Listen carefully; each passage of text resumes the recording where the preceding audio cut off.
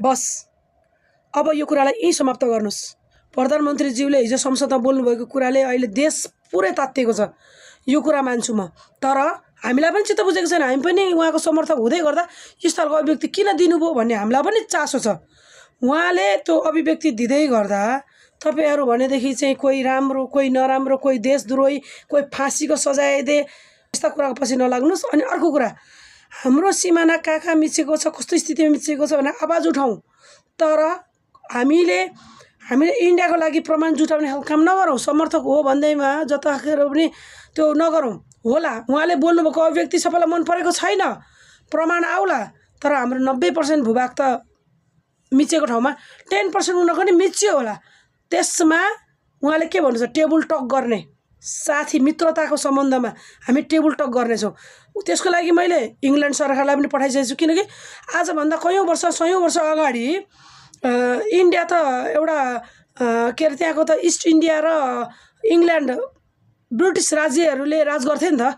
त्यतिखेर उहाँहरूले छोडेर गएको इन्डिया कहाँसम्मको हो भनेर बालेन शाहले यहाँनिर कुटनीतिक कदम चालेर कुटनीतिक पत्र पनि पठाइसक्नुभयो, इङ्ल्यान्डमा पनि पठाउनु भयो, यता चाइनाले पनि पठाइसक्नुभयो। हाम्रो भूभाग हामीलाई फिर्ता चाहिन्छ भन्ने खालको उहाँले पहल गर्दै गर्दा उताबाट पनि त्यस्तो खालको कुरा आयो होलान्। हामीले मात्र तिमीहरूको के अरे मिचेको छौँ र तिमीहरूले पनि हाम्रो मिचेको छौ भन्ने खालको कुरा त आयो होला नि त।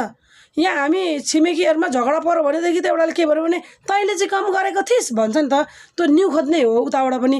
त्यो उहाँले सुनाउनु खोज्नुभएको हो, त्यसमा शब्द चयन मिलेन होला।